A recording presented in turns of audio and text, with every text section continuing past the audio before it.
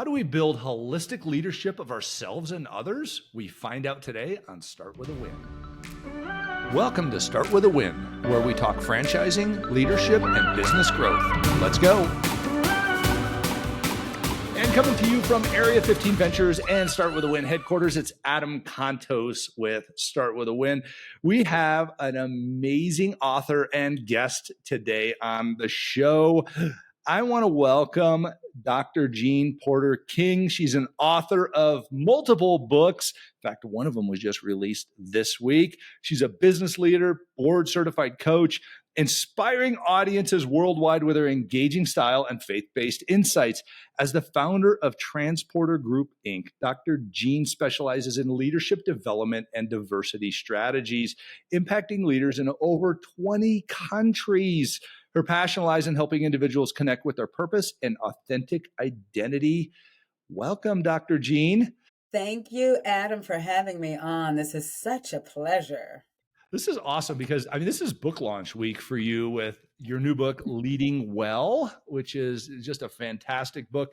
And before that, you had an amazing book put out that is actually kind of the manual of a lot of companies. It's called Influence Starts With I. How did you get into writing? And give us a little bit of the flyover of each of your books.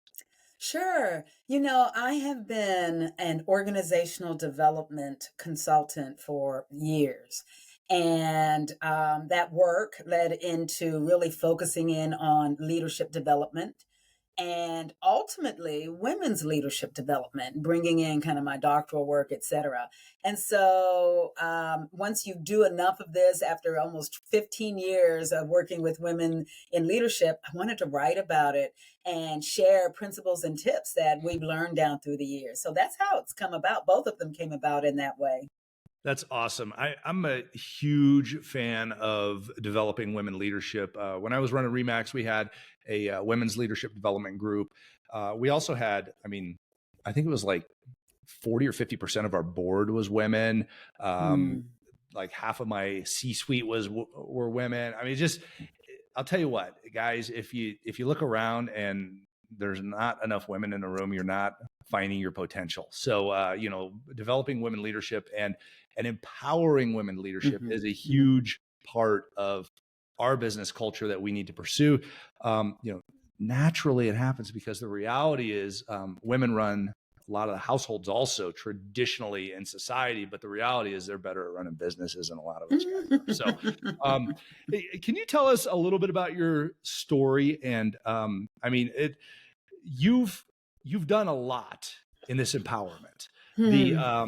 Why did you get into it, and what drove you to become such a strong leader and help others become that way?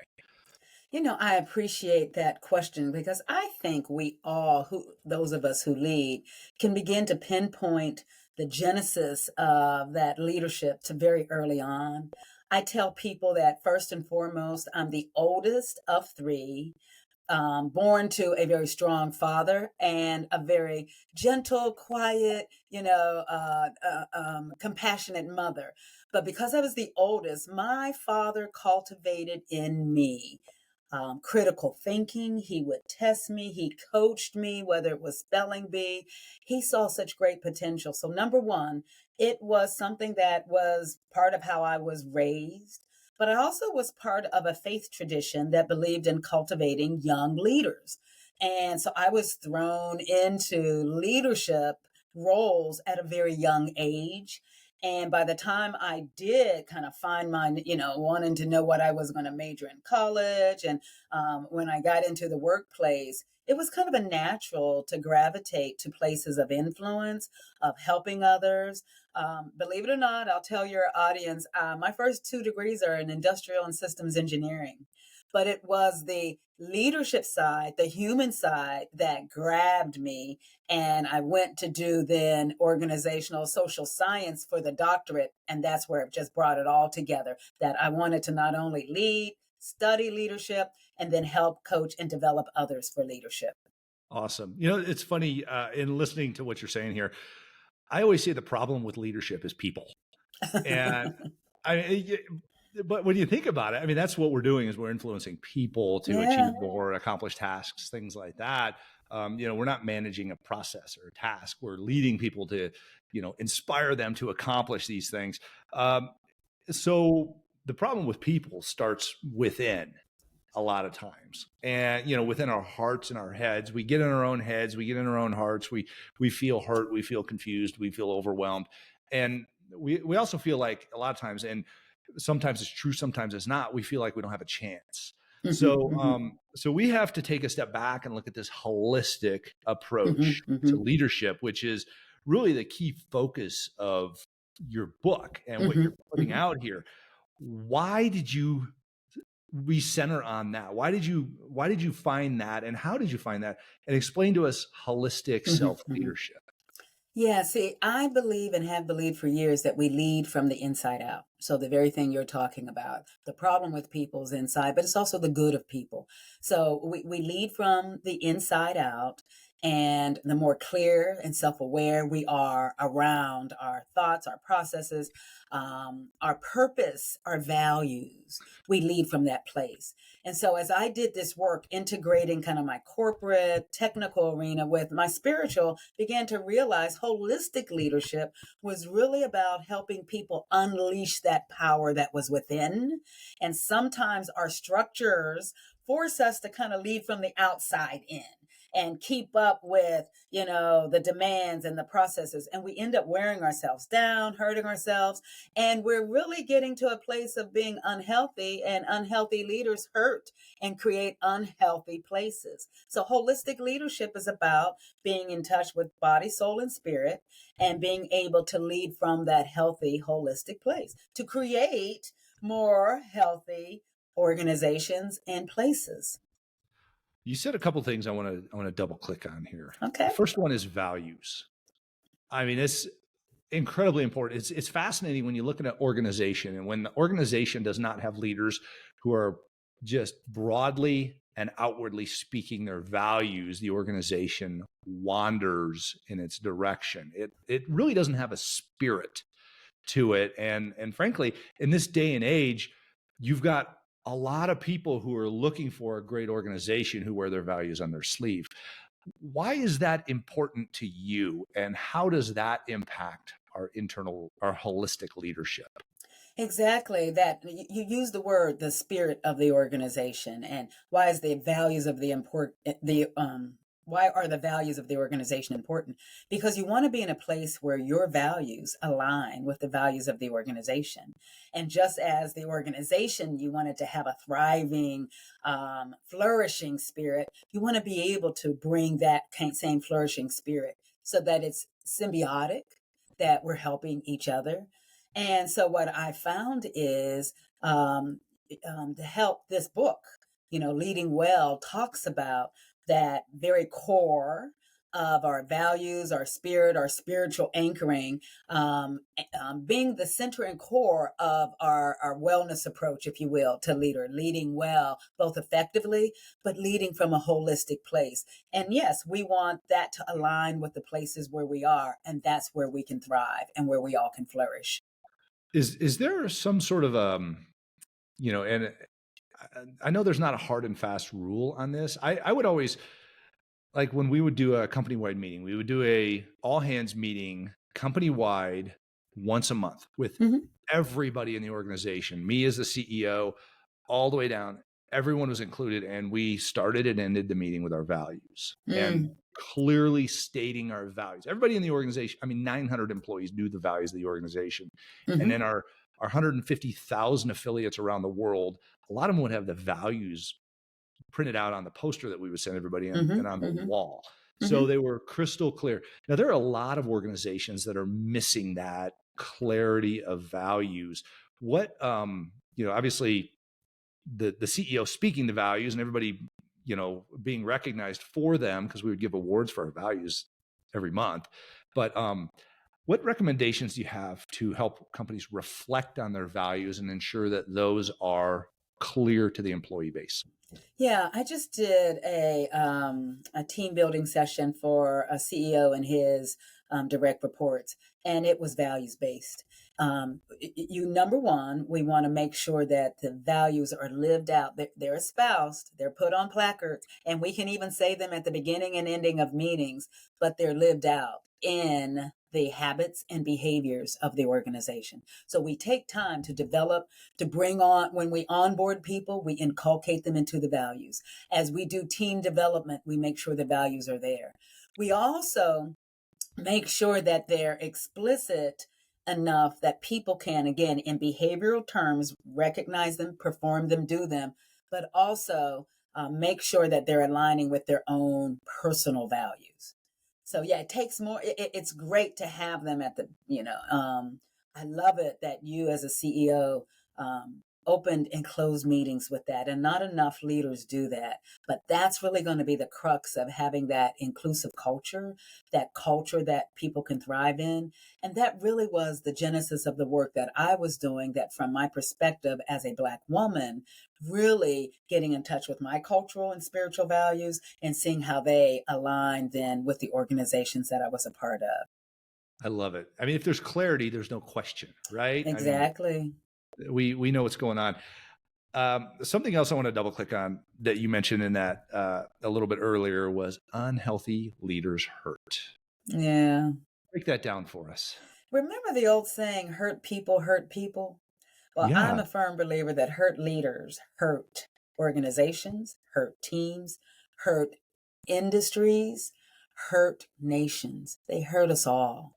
And so very early on, as I've worked with leaders, helping them to get to this place of self-awareness, get to this place of seeing their organizations as something that's entrusted to them for the greater good, to serve society, and also helping them to treat their employees, fellow leaders, etc., with that human dignity and respect, so that we all could flourish. Because unhealthy leaders tend to bully, overtalk, do unethical things.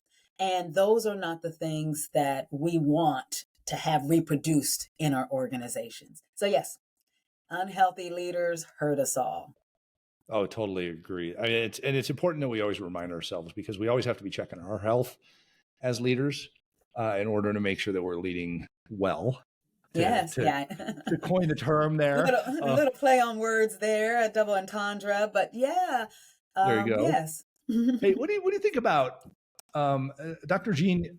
I know in your research and things like that, you've noticed that, and obviously leading well is a lot about this holistic approach, but it seems to me like a lot of bad leadership starts at home. And when we have an unhealthy relationship with ourselves, our faith, our commitments, our honesty, our spouse, our whatever it might be, and then we start delivering those things to our place of work, or where we spend most of our time. If we're not asleep at home or with our family, most of our time is spent at work doing some sort of employment. What do you think about, and you talk about holistic, it seems to me like it a lot of times it breaks outside of work before the broken is brought inside of work. Give me your take on that. That is so good. And we know that from our own lives and as being leaders. So what I do with this book, and even in the influence book, I start talking about two things to help people really get in touch with it. Because in some ways, I've developed, cultivated, trained, coached leaders in corporate settings, nonprofits, schools, homes, churches. And we can say leadership is leadership is leadership. So what I help people do is begin to see their lives through a lens of leadership and help them develop a leadership purpose. And as they get clear on that, it helps them translate how they lead and who they are as a leader across various segments of their lives. So at home, you want to be, that purpose should be a guiding point, an umbrella point at home, at work, in the neighborhood, community, etc. So that's number one. Number two, as part of getting in touch with this purpose and why you lead the way you do, it also takes some doing some self-reflection, and we begin to bring in the health components of mental health, emotional health. I've created a 9-factor framework for leaders, especially from my perspective as a Black woman and the group that I coach, is that we begin to then legitimize the need for having good mental health, whether it's at home or at work. We give permission to leaders to say, I need some help. We need to ask for what we need. And we need to have that integration. Most wellness frameworks talk about an integration of all of these parts of ourselves. So spiritual, mental, emotional, physical, relational, vocational, etc. So the more we get those integrated and aligned, then that gives us the framework, the permission, and even the strategies to assure that leadership purpose is being enacted in healthy ways. I love that. I mean, it's just what you just said is so inspiring and so true, and gives you a lot of good self-reflection. I've heard you mention permission to go to the well. Yeah. Tell me about that. Oh, wow, Adam, that is the crux of, first of all, my transformation in this, that the well represents this centered place in us. My faith tradition is Christian, and I stumbled across or studied for years a story of this woman at the well, that Jesus comes to this woman at the well and has this transformative conversation and unlocks theologically insight onto the Holy Spirit and major theologies of our faith. But he used a woman, first of all. And, for those, you already gave the rah-rah at the beginning. You are a believer, but so many leaders still aren't. So it's significant that it was a woman. He crossed boundaries to have this conversation with a woman. But the place was at a well that was culturally significant to her tradition. And so that notion of the well, and then he talks about this well of living water. He's talking about this vibrancy that can be within us, the spirit that is within us that can flow out to other parts of our lives to literally maintain that vibrancy. So for me, the leading from the well is about, first of all, being anchored in that spiritual tradition, that spiritual value, having that relationship. But then on a daily basis, being able to go to the well and spend that quiet time. Most of the leaders that I work with, and I know me, I'm extroverted. I can give you my Myers-Briggs type. You can probably guess it, right? I'm extroverted. We're high energy. We're go-go. And then in my tradition, as a Black woman, we're trained to be the strong Black woman, lead like a superwoman. You can do it all. But the reality, all of that will drain you, especially those of us that are extroverted. Our kindred that are more introverted already know about spending that reflective inner time, right? And for them, we have to coach them to get into community. But it's that balance of reflection and action. And for me, leading from the well is about spending that time for my spiritual practices and disciplines to get stronger within so that I can lead from a healthy place. As a coach, we talk about leading from the inside out, and that's what leading well is about. There's a lot of gold in this here. I mean, I love the reflection, the balance of reflection and action. Mm-hmm. I think that is incredibly important because, you talk about the go of us, of even introverts who go face the same outcomes of extroverts that go. Yes. And maybe even magnified a little bit because what do we end up doing? We hit the wall and we start getting burnt out.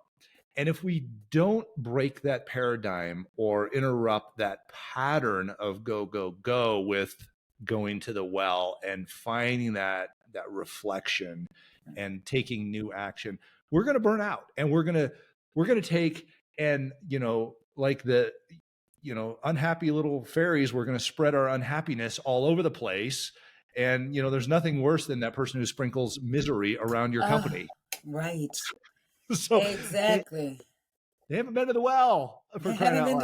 Or the way I like to also say it is we have to take a break from our work so that our work doesn't break us. Ooh, I love that. That's quotable, right? There you go. It's in the book, like Prego. It's in there.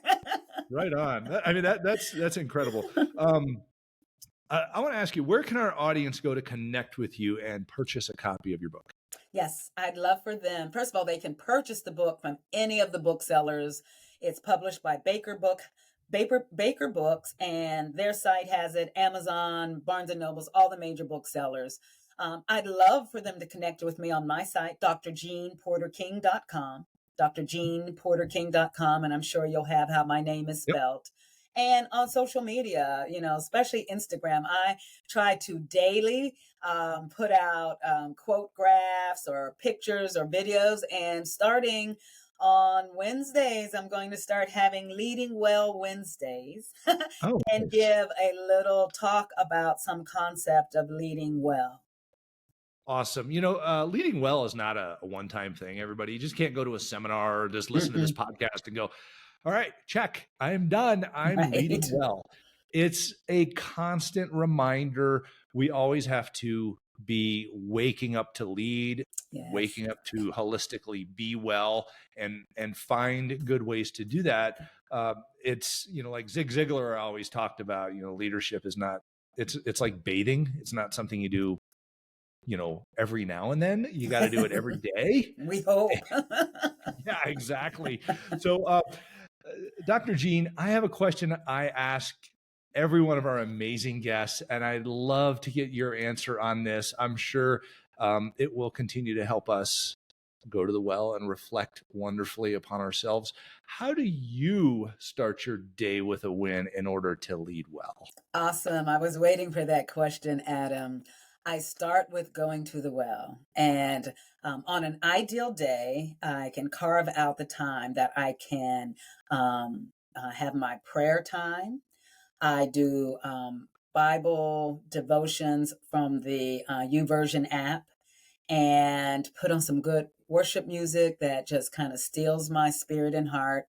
And I start doing also some yoga stretches so that I have that integration of mind as I'm reading some kind of devotion, spirit, and the prayer time, the worship time, and then the stretching time. That would be an ideal day. Depending on client activities and things of that nature, I also will get to the gym. And I live in Chicago. And so I can only do this part of it when the weather is good, but I'm a distance cyclist. So and I don't get to always go the distance anymore because it takes time. But on a good day, I'll do a 30-minute ride and get 7 to 8 miles in for that activity. So I'll flop between the gym and the cyclist. But I've got to, and even then, if I'm on the elliptical, I'll have my worship or high energy music on that keeps that rhythm going. So yes. Dr. Jeanne, you're an inspiration to us all. I mean, it's about all the time leadership, not sometimes Not leadership, and sometimes. that leading from within. Remember, everybody, you have permission to go to the well. Use that permission regularly. Dr. Jeanne Porter King, author, business leader, board certified coach, and just a great person to talk to. Thank you so much for being on Start With a Win. Thank you, Adam, for having me. Thanks for joining us on Start With a Win. Be sure to like and subscribe to this episode and share it with your friends. Also, be sure to check out Adam on YouTube at Adam Contos CEO, as well as on all the social media platforms. And don't forget, start with a win.